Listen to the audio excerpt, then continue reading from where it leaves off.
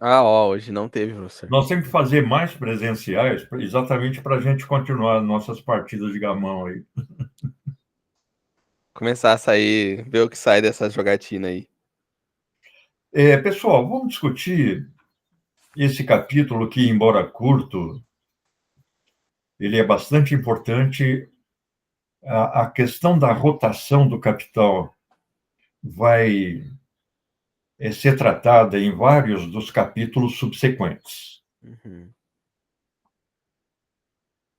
E, Professor, basicamente, fala, Eduarda. não, eu achei que já era para discutir, aí eu já ia. Não, nós já estamos discutindo. Não, Vendo? pode falar, que nós estamos discutindo. Já deu um estralo ali. É que eu ia falar que eu gostei desse capítulo, porque ele é bem conciso, assim, ele fala exatamente o que tem que ser falado, sabe? Eu achei que ele foi bem objetivo. E outra coisa que eu gostei também é que ele começa a falar como aquilo que a gente comentou da última vez, que ele começa a falar que agora não é isolado, né? É periódico. Então, eu sinto que aquela discussão que a gente teve semana passada sobre as coisas acontecerem simultaneamente e não separadamente, ela começa a surgir, assim, nesse capítulo. Sim. Claro, ele é o ciclo de rotação do capital. Então, se ele começa com uma quantia em dinheiro, o ciclo se completa quando o capital se transforma novamente em dinheiro. No caso, acrescido de mais-valia. Se ele começa com um processo produtivo, ele se encerra ao recomeçar o processo produtivo, quer tenha sido incorporada a mais-valia ou não na ampliação do processo produtivo. Uhum. Você vê que ele diferencia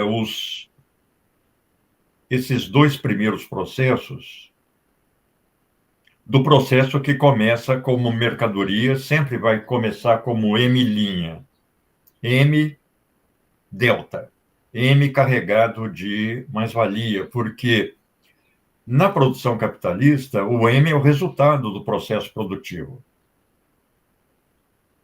Então, é um ciclo que começa pelo fim. Uhum. Quer dizer, começa pelo resultado do processo de produção, aí essa mercadoria tem que ser vendida, transformada em dinheiro, para que, convertendo o dinheiro em meios de produção e força de trabalho, o processo recomece. Ele está apresentando aí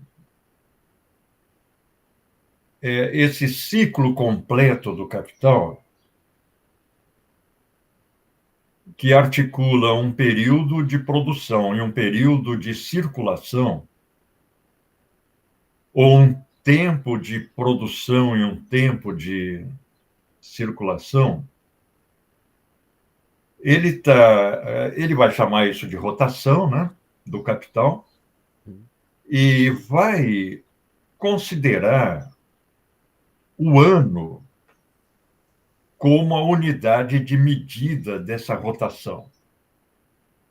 Porque ele fala o seguinte, olha, vamos tomar como base o ano agrícola, que nos países de clima temperado tem só uma colheita, e são exatamente esses países em que o capitalismo começou a se desenvolver.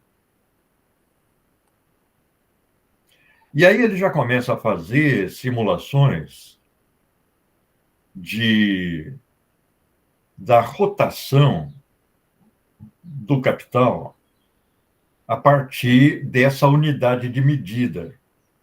Ele fala assim como a jornada de trabalho é a unidade de medida do tempo trabalhado, o ano produtivo é a unidade de medida da rotação do capital. Só que tem capital que realiza sua rotação 4 vezes ao ano.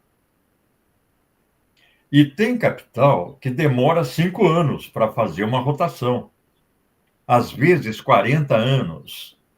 Como, por exemplo, ele vai mencionar logo à frente, o caso da produção florestal. Então, você planta uma árvore, ela vai demorar 20 anos, 40 anos. Hoje, a indústria papeleira, particularmente, se baseia numa indústria florestal que planta eucalipto, que é uma árvore australiana que produz num tempo muito mais reduzido. Mas, de qualquer forma, são anos até que aquele capital complete uma rotação.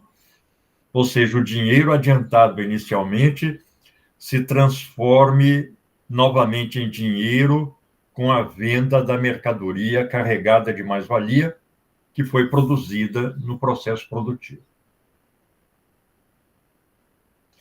Você vê que tem uma observação aí no início do capítulo, ela se apresenta de forma diferente na edição da Abril e na edição da Boitempo, em que ele usa o termo circulação para designar rotação. Então, por exemplo, logo no início, ele diz: viu-se o tempo total de circulação de dado capital. Veja, ele está falando do tempo total de circulação de dado capital é igual à soma de seu tempo de circulação e de seu tempo de produção. Então, ele repete a palavra circulação. Uhum. A edição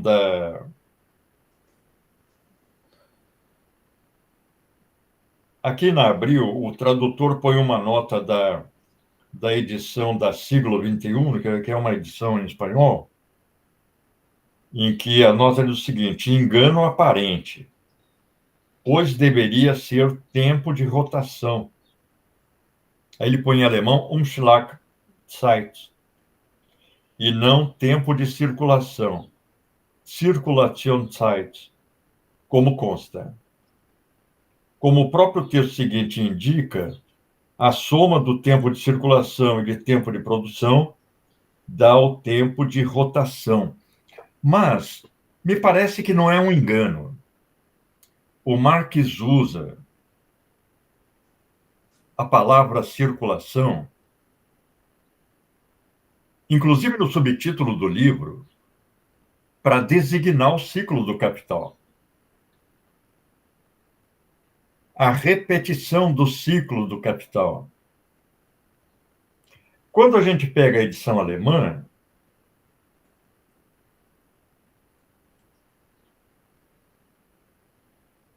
ele usa,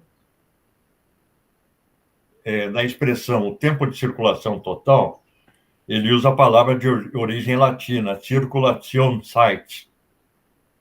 Aí, quando ele se refere ao tempo de circulação, o tempo que o capital permanece na circulação, ele usa a palavra de origem germânica que tem o mesmo significado, que é Umlaufzeit. Então, na edição alemã, ele usa duas palavras diferentes,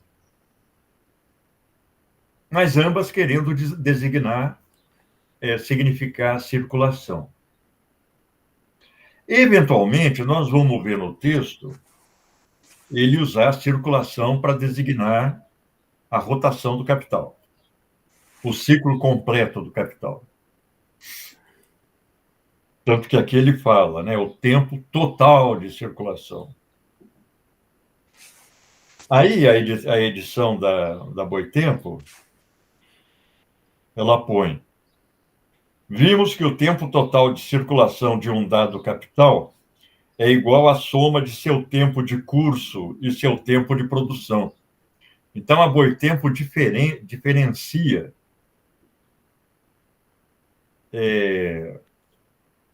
curso de circulação. Curso, aqui está equivalendo a palavra na sua forma germânica, Umlauf.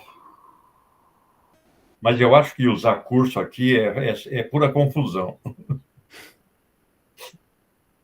Nenhuma tradução do Capital usa curso, exceto a da Boitempo. De língua nenhuma. É sempre circulação. Da Boitempo, curso. Bom, foi a decisão do tradutor, né?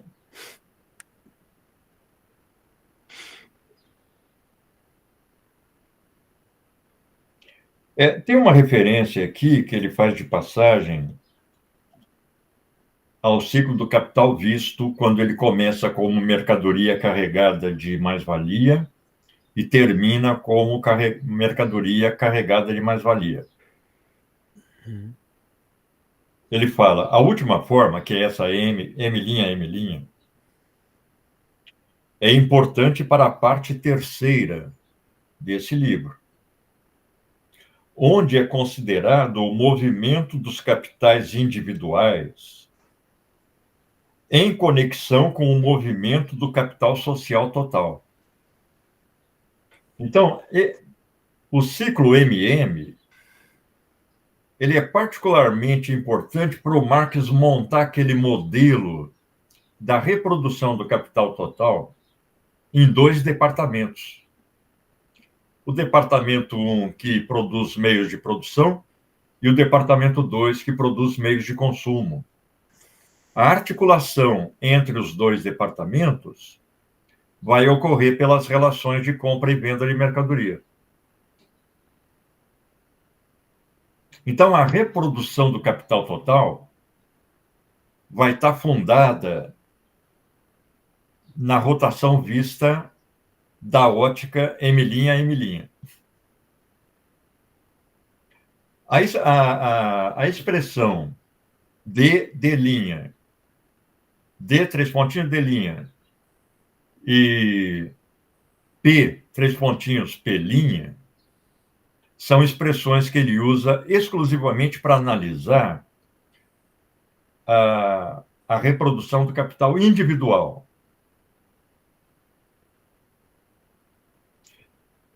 Tanto que ele fala que os economistas anteriores a ele e os próprios empresários enfatizam a primeira expressão D', porque ela que é a expressão que expressa, que manifesta da forma mais clara o capital na sua reprodução individual.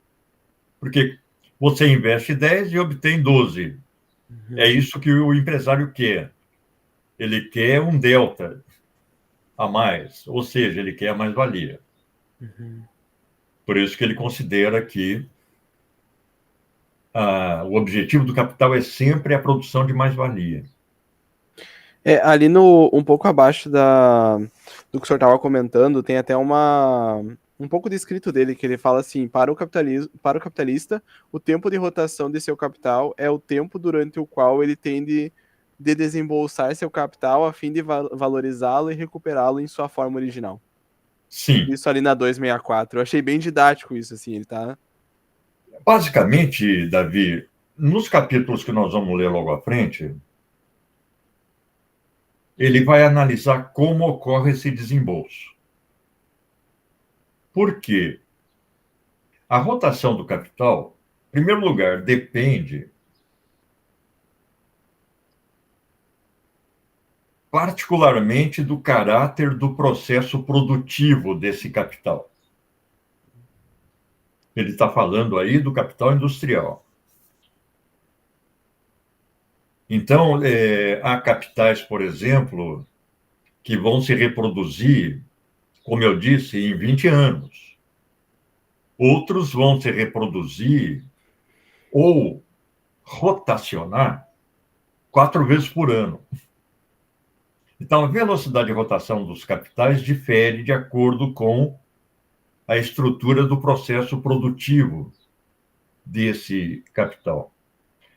Mas também a rotação vai sofrer a interferência dos ciclos do capital total, não do capital individual. Então, momentos de ascensão produtiva, momentos de crise, momentos de estagnação. Então, veja que o Marx, já no capítulo anterior, principalmente quando ele fala da estocagem, ele menciona isso. Olha, o estoque ele é necessário para o fluxo da mercadoria. Assim como o dinheiro em reserva é necessário para o fluxo da troca de mercadoria, para a circulação das mercadorias. Agora, há momentos em que, independentemente da intenção do empresário, contra a intenção e a vontade do empresário, a mercadoria tem que ficar no estoque porque ela não está sendo vendida. Eventualmente, o empresário já vendeu a sua mercadoria para o comerciante, mas o comerciante não vendeu. E aí começa a chegar mercadoria nova que não encontra vazão. Então, a rotação ela vai ser afetada tanto pelo caráter específico do capital industrial em questão, quanto pelos ciclos do capital social ou capital total, o conjunto dos capitais da sociedade. Esse desembolso é um desembolso complexo. E ele já adianta isso nos capítulos anteriores, porque o capitalista ele vai ter que desembolsar com... E ele vai ocorrer de acordo com o tempo de rotação. Por exemplo, se ele vai construir uma ponte, ele só vai entregar o produto daí a, vamos supor, 2 anos. Ou 4 anos. Então, a mercadoria que ele está produzindo só vai ficar pronta daí a 2 anos. Mas nesse período de 2 anos, ele tem que continuar desembolsando salários.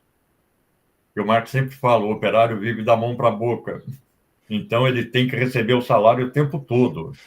Mesmo que dure 1 ano a rotação do capital, o operário não pode esperar 1 ano para receber, ele não pode esperar o empresário vender a mercadoria produzida para ele receber. Ele tem que receber num prazo estipulado. No fim do dia, no fim da semana, no fim do mês. O desembolso de matérias-primas, por exemplo, também. O desembolso com a manutenção de máquinas. Então, o desembolso com o próprio consumo do capitalista antes dele vender a mercadoria produzida. Ou seja, o Marx vai mostrar como a rotação dos diversos elementos é complexa, ocorrendo simultaneamente no espaço e no tempo, e dada a composição do capital e a duração da rotação, essa complexidade se torna maior ainda. E, claro, o Marx ele tem uma... Talvez não seja nem só uma questão de método, ele tem uma compulsão analítica que ele vai pegar os detalhes mais ínfimos para integrar. Às vezes, quando ele está raciocinando sobre estoque, aparentemente ele está falando de uma coisa totalmente irrelevante ou sem importância, mas, de repente, ele, na exposição, apresenta o debate tal como foi apresentado por outros economistas. Então, ele não deixa nenhuma vírgula de fora, né? Ele tende a não deixar nenhuma vírgula do processo de reprodução de fora, né? Então, ele vai superpondo níveis analíticos até a exaustão. Ele vai decompondo o objeto nos seus elementos constitutivos e remonta na exposição.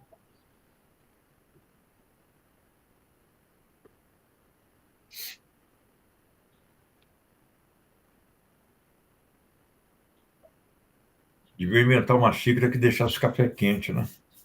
Acho que já tem, né?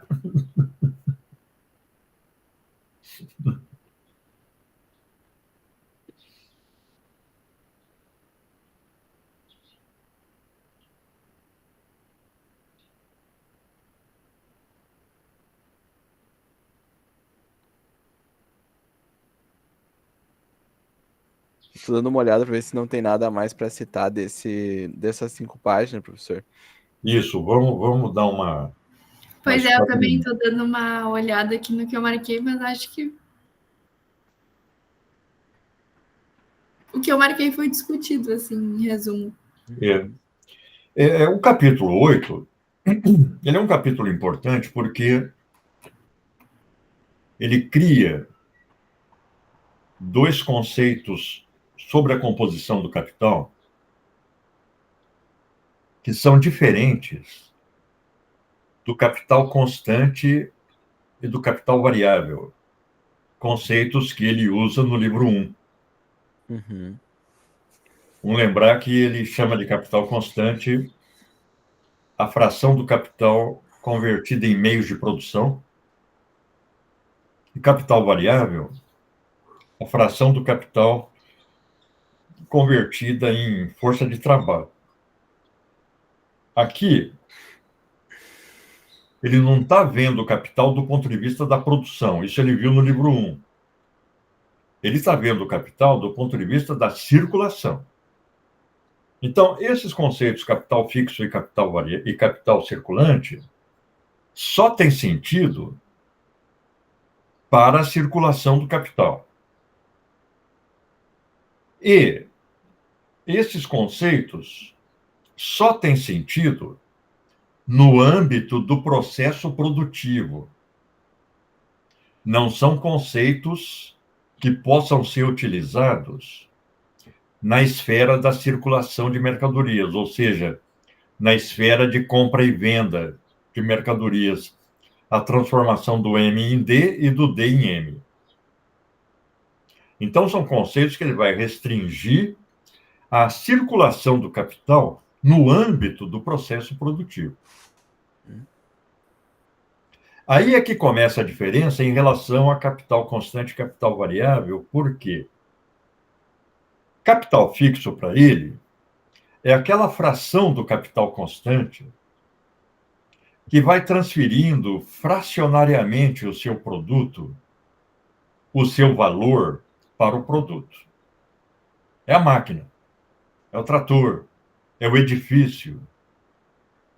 É aquele meio de produção que só transfere gradativamente o seu valor para o produto. Enquanto ele não transfere por completo o seu valor para o produto, ou seja, enquanto ele não vira sucata, ele permanece na sua forma originária no processo produtivo. Vamos supor um recipiente para fermentação de vinho.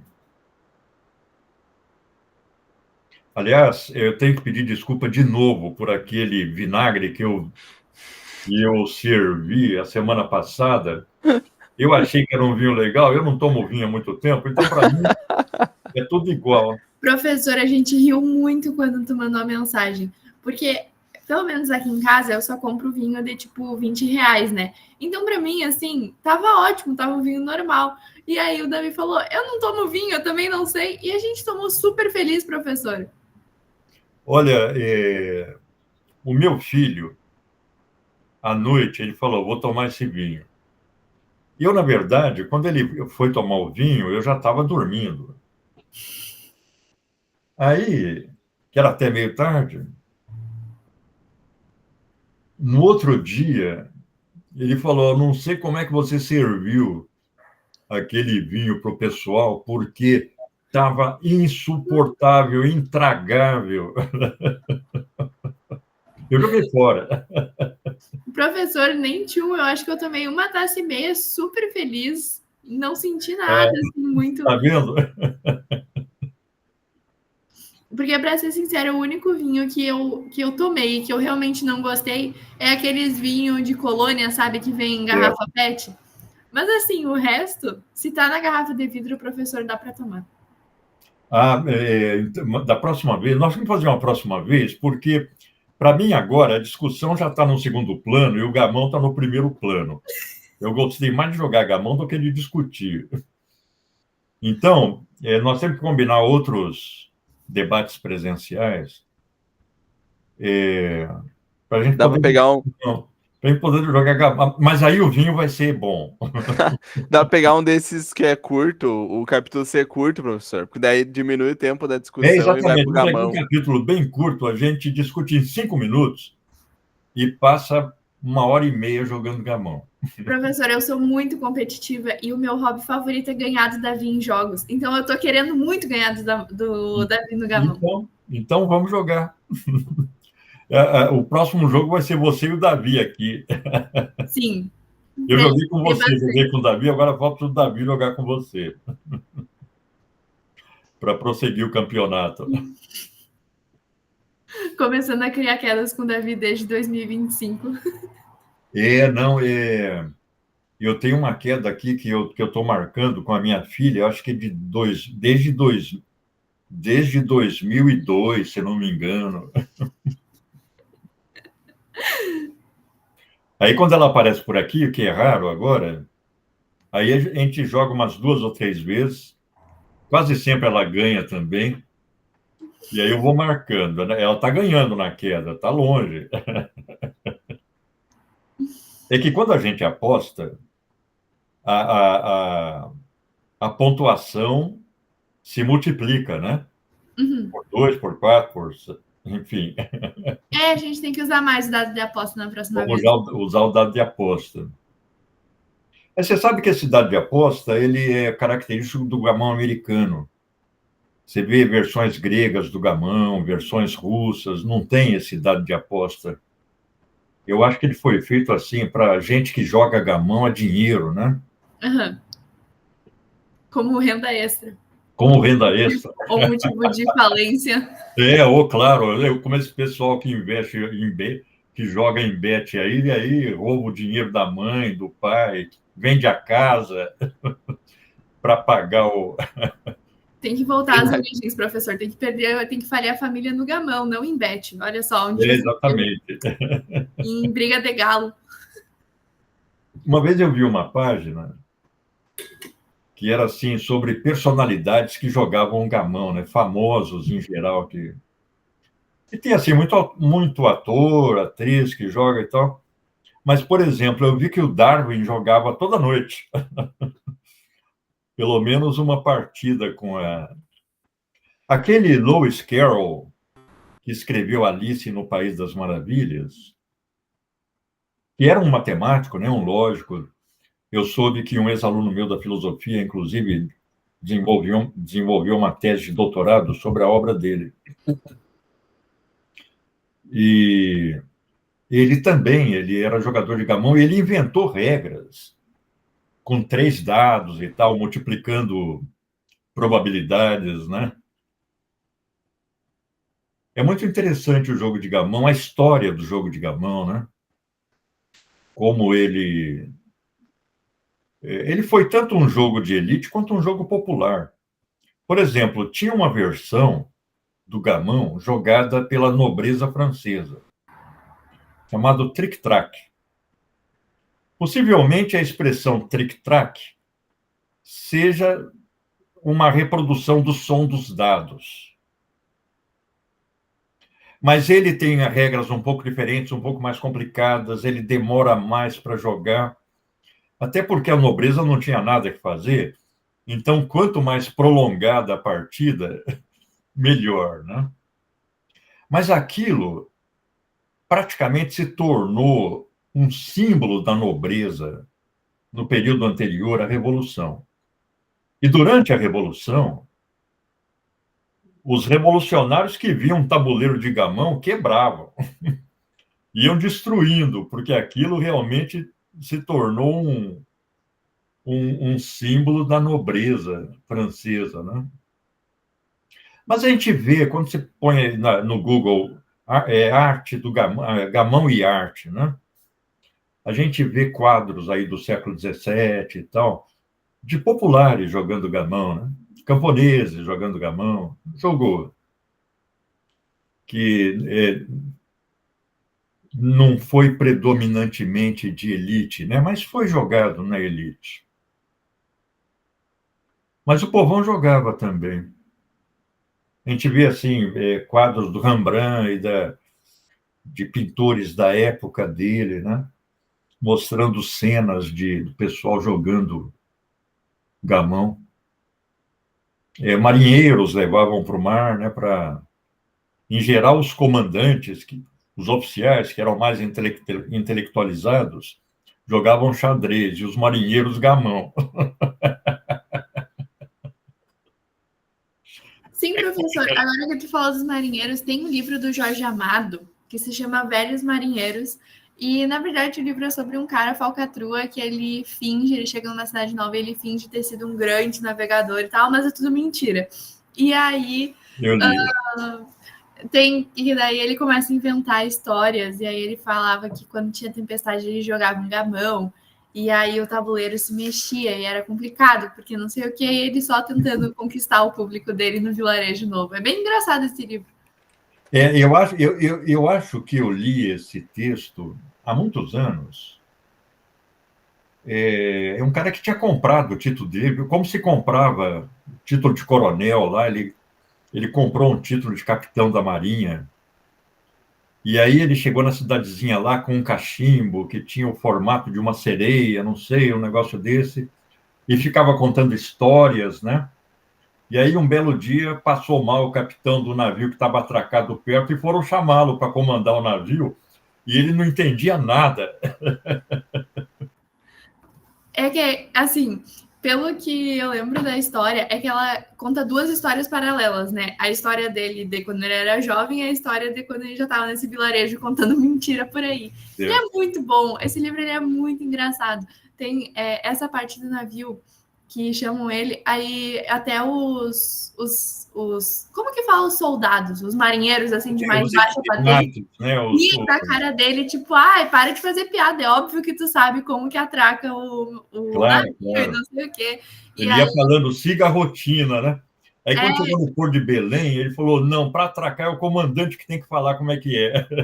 E, se eu não me engano, ele mandou descer todas as âncoras em Belém e todos os marinheiros ficaram, tipo, aqui... Amarrar todos os cabos e tal, todo mundo começou a rir dele. Porque Belém não era para chover, e aí no dia deu uma tempestade, só o navio dele ficou no porto. Aí foi uma comitiva lá, né? Quem é esse grandioso marinheiro? Eu acho que eu li muito engraçado. Eu acho que eu li esse texto com o nome de Capitão de Longo Curso. A edição que eu li, eu devo ter lido nos anos 70 ainda, mas me gravou muito esse texto do Jorge Amado. Eu comprei ele no Sebo Camobi, professor, deixa eu te mostrar. Essa versão aqui, ó, que é de capa dura, bem bonitinha. Certo. E aí eu comprei, eu li, e vem uma história anterior aos Velhos Marinheiros, que é uma história bem curtinha sobre um amigo que morre, e aí eles levam, e ele era um amigo que virou mendigo porque quis, e daí os boêmios levavam ele, o cadáver dele, para se divertir de noite. É uma história assim também muito engraçada. Esse do cara que se juntou lá com a boemia de Salvador e tal, esse conto não se chama Quincas Berro d'Água? Sim, acho que sim. Pois é. Ele pegou o apelido de Berro d'Água. Posso falar?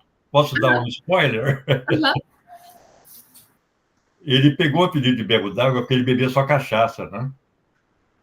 E aí, uma vez, deram um copo d'água para ele e ele entornou achando que era cachaça. Aí ele deu aquele berro. Aí ficou o apelido lá, Quincas Berro d'Água, né? Nesse livro aqui tá como A Morte e a Morte do Quincas Berro d'Água. Exatamente. E a família dele era uma família de classe média, moralista e tal, né? o Jorge Amado faz o contraste entre aquela classe média de Salvador e a boemia, os malandros. Eu acho que o Jorge Amado pode ter se inspirado um pouco na obra do Gorky, que também escreve muito sobre os mendigos, sobre os marginais da sociedade e tal, né? Nossa, professor, eu adoro. Para mim, o Jorge Amado é de longe meu autor favorito, assim. Não, a obra dele é muito interessante. Muito legal, muito legal. E esse aqui é um dos poucos livros físicos que eu tenho, porque eu leio muito online, né? Então eu tenho um carinho especial, porque eu tenho ele Em papel. E sorte que ainda é um livro bom, né? Porque imagina comprar um livro mais ou menos assim, sempre deixar na estante, né? Mas nossa, isso é muito bom. Vale a pena ler toda a obra dele. Tem outro professor. Graciliano também tem uma obra muito importante, né? Sim, minha amiga me comentou dos contos dele, eu fiquei interessada em ler. Você já leu Subterrâneos da Liberdade? Não. São 3 livros. Hoje ele é visto como um livro de propaganda política, mas é o Jorge Amado descrevendo a militância comunista nos anos 40, no início dos anos 50. Ele era do Partido Comunista, né? E aí aparece lá um dos principais personagens, que é um militante que eles chamam de baiano, que era o Marighella, né, que na época era do Partido Comunista também. Mas essa obra dele, a crítica considera que é pura propaganda, que não é uma obra literária, mas considerando o autor, mesmo a propaganda pode ter um valor artístico, né? Sim, professor, até porque escrever 3 livros por propaganda é gostar muito, né? Que era aquela militância clandestina, as dificuldades e tal, né? Do Partido Comunista. Porque o Partido Comunista teve, exceto depois da abertura política, ele teve pequeníssimos períodos de vida legal. Então, ele teve um período pequeno de legalidade no fim dos anos 20, depois, um pequeno, acho que depois só em 45, 46, quando o Partido Comunista elegeu prefeitos, vereadores, deputados, o Prestes foi eleito senador, né? Mas aí, com o início da Guerra Fria, ele já foi posto na ilegalidade. Aí ele foi ilegal. Mesmo no período de maior abertura do governo Juscelino, governo Jango, ele jamais se tornou um partido legal. Pois é, professor. A gente assistiu um documentário para aula de constitucional e aí tinha uma das deputadas, que no caso era do PCdoB, né? Que ela falava que tem muita gente que defende que a Constituição de 46 foi a melhor para o Brasil, que foi a mais, assim, a melhor, a mais perfeita, a que mais deu certo. Só que ela fala que em 47 o TSE já logo cassou, né? Cassou o registro e cassou o mandato dos eleitos. E tinha, se eu não me engano, ela falou que tinha 10% de cadeiras, assim, era um número muito expressivo. Não, foi expressivo. E aí ela comenta que um bom termômetro para saber se um país está realmente sendo democrático é identificar. Um bom termômetro para ver quando que o Brasil está sendo democrático é ver quando que o PCdoB está sendo legalizado. Aí a gente tem que fazer uma observação de nomenclatura. O Partido Comunista, fundado em 22, naquela onda da Revolução Russa... Isso, falei errado. Não, tá certo. Que o PCdoB é o que criam depois, né? É que tem uma questão aí de nomenclatura. Por quê? O Partido Comunista, ele se chamava Partido Comunista do Brasil, sigla PCB. Aí, quando houve aquele 20º Congresso da União Soviética, em que o Khrushchev fez aquele relatório sobre os crimes de Stalin e tal, e tentando renovar um pouco a vida política da União Soviética, uma fração do PCB, Partido Comunista do Brasil, não aceitou aquilo e outra aceitou. O grupo majoritário fez lá, acho que foi o 6º congresso do PCB, e mudou o nome nesse 6º congresso. De Partido Comunista do Brasil, mudou para Partido Comunista Brasileiro. Uma fração minoritária não concordou com as mudanças políticas, inclusive de nome, que aí, na verdade, é um detalhe, e fundou um novo partido, em 61, que seria o Partido Comunista do Brasil. Então, manteve o nome extenso, mas mudou a sigla, PCdoB. Mas são 2 partidos que se ramificaram do mesmo tronco. Aliás, a gente vê várias ramificações. Você vê a história do Partido Comunista, tem a dissidência trotskista, depois, já na época da ditadura, a ALN, aqueles grupos que se dedicaram à luta armada e foram todas dissidências ou a maioria foi dissidência do PCB. Então ficou esse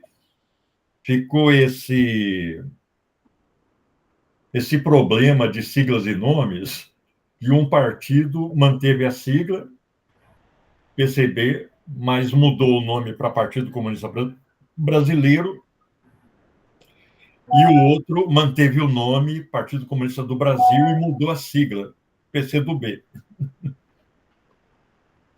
No caso, essa deputada ela era do PCdoB, porque é o que consegue eleger cadeira, né, atualmente, uma que outra. Mas ela estava falando... Não, hoje o PCB é um partido de pequena expressão. Sim. O PCB, nos anos 80, ele se transformou no PPS, o Partido Popular Socialista, que, por sua vez, mais tarde, se transformou no Cidadania, que é um partido que tende, inclusive, à direita, faz aliança. O Cidadania, aqui no Rio Grande do Sul, é um partido com uma propensão bolsonarista, né? Professor, o mesmo ocorre ali com o PDT, né? Que, nossa, na época do Brizola era uma voz de expressão, assim, e hoje em dia é o Ciro Gomes. Então, assim... Mas você vê, houve também uma manobra na reforma partidária.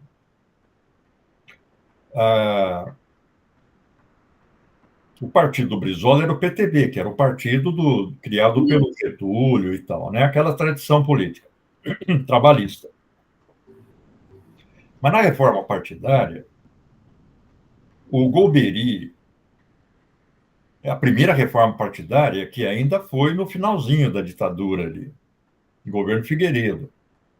Se eu bem me lembro, eu lembro que o Golbery, que era um dos grandes mentores da ditadura, um dos grandes teóricos da ditadura, o Golbery do Couto e Silva, ele chamou a Ivete Vargas, que era uma política também, e propôs a ela organizar o PTB e tirou a sigla do Brizola.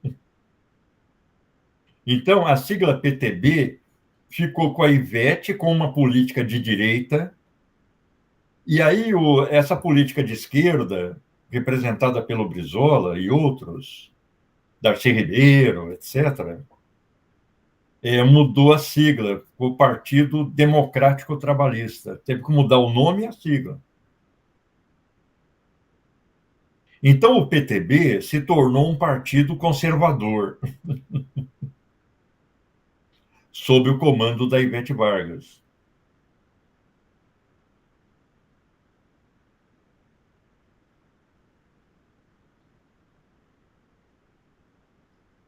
A amiga do Golbery.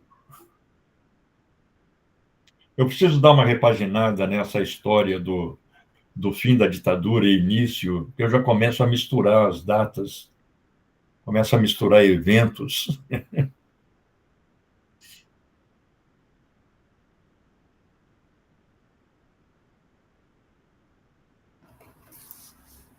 O Brizola foi um golpe duro, né? Porque todo o prestígio dele estava em torno da sigla PTB. PDT apareceu aí como uma coisa nova, né? Tinha um professor da história que era brizolista, ele é falecido já.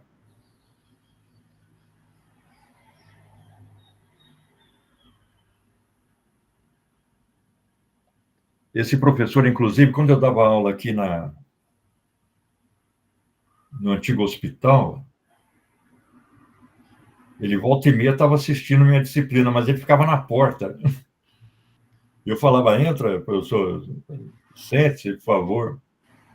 Ele falava, não, aqui tá bom. Ele ficava lá na porta assistindo a aula. Professor, tipo, ali em Porto Alegre, na última eleição que teve, não lembro se eu acho que ela estava concorrendo como vereadora, não como prefeita, a neta do Brizola, e ela tinha umas políticas, ela era do PDT, mas ela tinha umas políticas bem, assim, conservadoras, e o slogan dela era ser neta do Brizola. Era essa Claro, aí isso não é política, né? Isso Acho não é que é política, Juliana o nome dela, inclusive. E isso ela aí é patrimonialismo familiar, né? E é bem aquele populismo, sabe? Tipo uma Simone Tebet da vida, assim, que ela, aparentemente, tu pensa que ela é de centro até ela não ser mais, sabe? Essa categoria de políticos. O trabalhismo é uma política populista, ela é tendencialmente de direita, não de esquerda, né? É uma política de conciliação de classes, né? Você vê o ISEB, aquele Instituto de Estudos,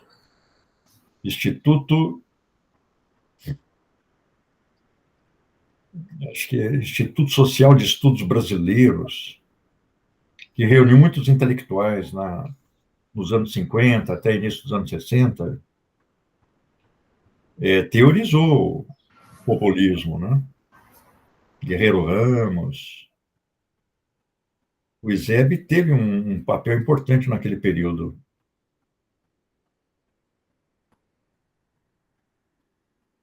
Então, não era só partido, era algo que também extrapolava para o campo da elaboração ideológica e tal, né?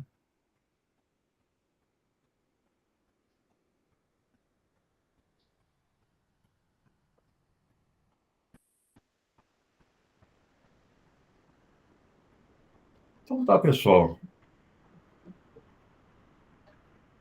Sim, deixa eu só completar a questão de capital fixo e circulante, que eu acabei não completando.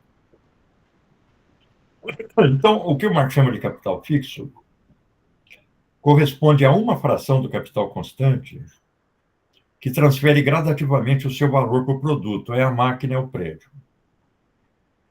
Agora, capital circulante combina uma fração do capital constante, por exemplo, matérias-primas, matérias auxiliares, e o capital variável, a fração do capital que paga a força de trabalho. Então, esses conceitos, eles são muito diferentes dos conceitos de capital constante e capital variável. Então, o capital fixo é uma fração do capital constante e o capital circulante é a outra fração do capital circulante, aquela que corresponde às matérias-primas e auxiliares, mais o capital variável. Porque ele não está vendo isso do ponto de vista da produção, ele está vendo do ponto de vista da circulação. E do ponto de vista da circulação, matéria-prima e capital variável circulam da mesma forma.